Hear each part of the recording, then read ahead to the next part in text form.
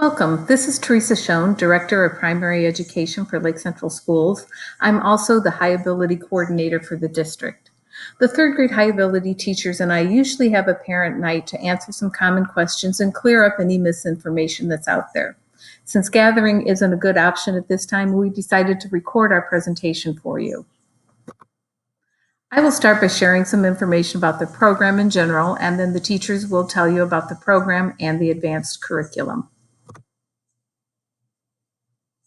Indiana code requires that all school corporations identify and provide advanced services to students in K through 12 in math and language arts.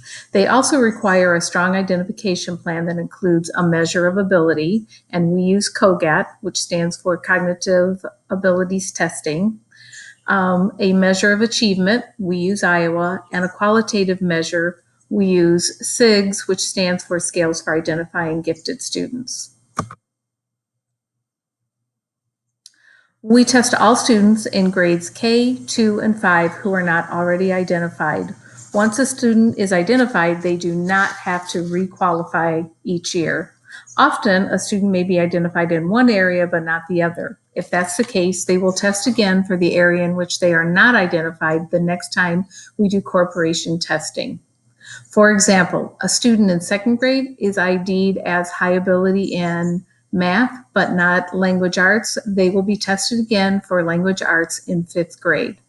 You can see a more detailed explanation of our corporation identification plan on our website by clicking the tab About LC and then scrolling down to the High Ability link.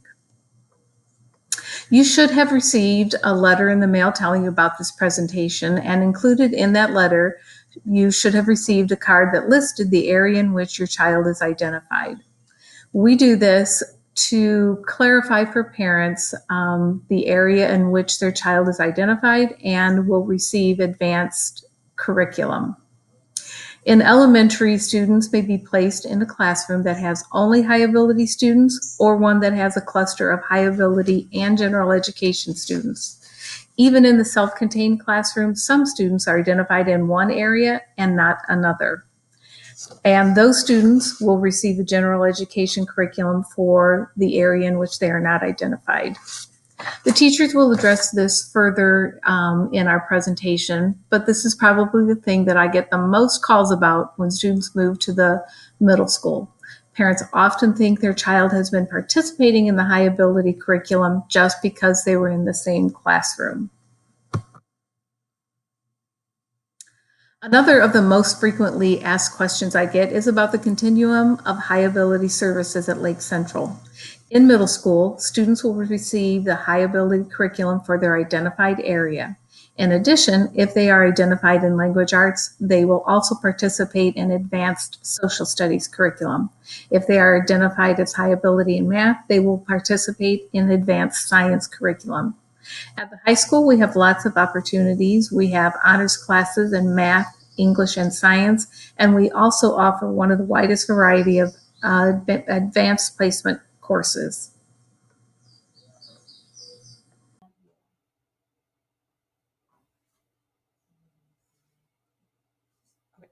Hi, so I am Bia Verbeek at Coling Elementary for third grade, and I will be discussing the program features for our high ability program. So some of the things that we will be working on are our higher level thinking. We have a lot of inquiry and discovery and exploration, deductive reasoning, going through all our novels and different things like that, choice driven products, a lot of collaboration, student driven pacing, compacting, and acceleration is all part of our program features. Hi, my name is Lisa Patrick, and I'm the third grade high ability teacher at Protzman Elementary School. And I'm going to be sharing a little bit about the research-based curriculum that we use. For the 2021 school year, identified students will participate in a specialized curriculum in math, language arts, or both, depending on the area or areas in which they were identified. This specialized curriculum includes English language arts units from the College of William and Mary, Jacob's Ladder, Junior Great Books, and a variety of novel units. Vocabulary and spelling programs include Wordly Wise and analogy competitions through the Wordmasters Challenge, where our third graders compete in the gold level against other third graders nationwide. We do follow the third grade Envision Math program. However, we supplement with units from Mentoring Mathematical Minds and Context for learning math. Throughout all subjects, we accelerate and compact the curriculum where we see fit based on the needs of our students each year.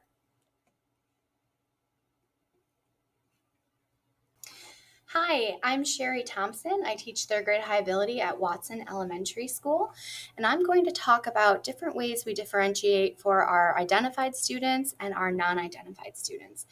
So this slide right here, this is an example of an on-level question for third grade and an advanced question for third grade. So the whole class will be reading the book Because of Winn-Dixie, but we will differentiate based on which questions we give our identified and non-identified students. So for our on-level question, what does Opal call her father and why does she call him that? That question is an example of hitting those basic W's, the who, what, when, where, why, and then also how. And so looking at the advanced question, what does Opal call her father? What do you think this suggests about her relationship with him? This question, the students don't only have to identify the basic W's, but they also have to get deeper into the text and apply meaning and understanding to what they're learning. So here, the students have to analyze the character's actions, make a judgment, seek evidence to support their judgment, and be specific enough to persuade their teacher why their judgment is sound. So that's for reading. And now I'm going to show you a math one. So for this math one, this is from one of our N3 units. This is from Molly Stone. And in this math unit, it enriches with different types for place value. So for this one, we play a game called Sum Sum. And the purpose of this game is for students to explore place value and how they could use it to add and subtract. So the on-level students will use the number cards to create different two-digit numbers. They have to think about where to place the card or the number. They have to draw where to help them earn, they have to draw it in order to help them earn the greatest possible sum. And this helps them understand place value and how having a larger number in the tens will create a larger sum. So if you look at the advanced question, what if you're playing the game with three-digit add-ins? How many different ways would there be to get the greatest possible sum?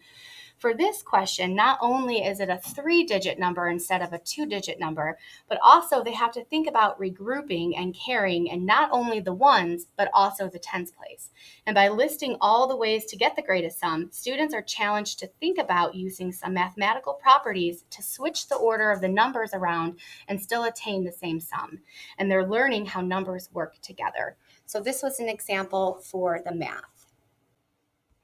Hi, this is Kim Udich. I teach the third grade high ability at Homan Elementary School.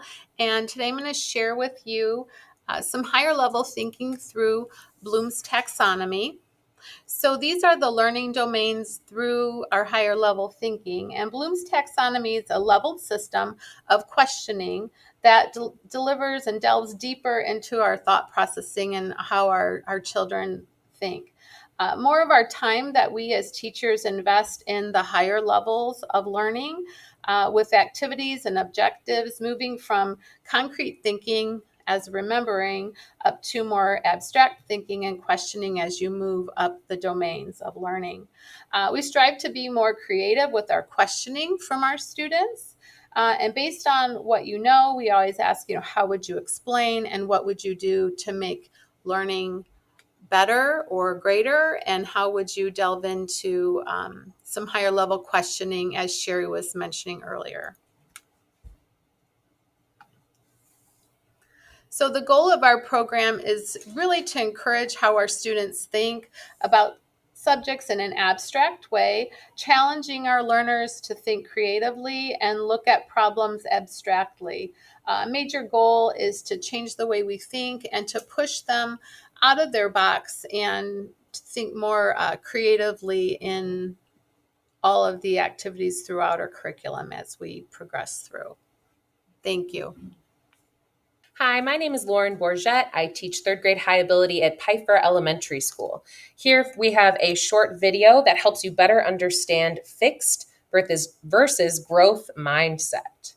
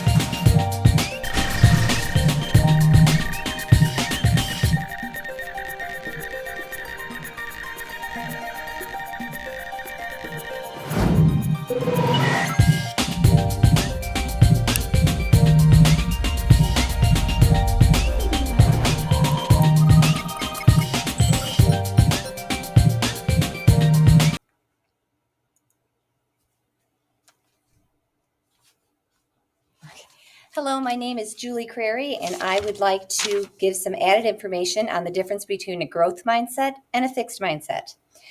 With a fixed mindset, students believe their abilities at the moment are a fixed condition. They fear a lack of ability, so they often want to quit. They don't realize that they may not understand something new yet, but they will in time. With a growth mindset, this promotes grit. Grit is an acronym for G, give it your all, R, redo if necessary, I, ignore giving up, or T, take time to do it right. Keep at it is our motto. We want to promote this so our students don't quit or feel they aren't smart anymore. Research has shown perseverance or grit is the best determiner for success. We promote a growth mindset and reinforce the power of yet.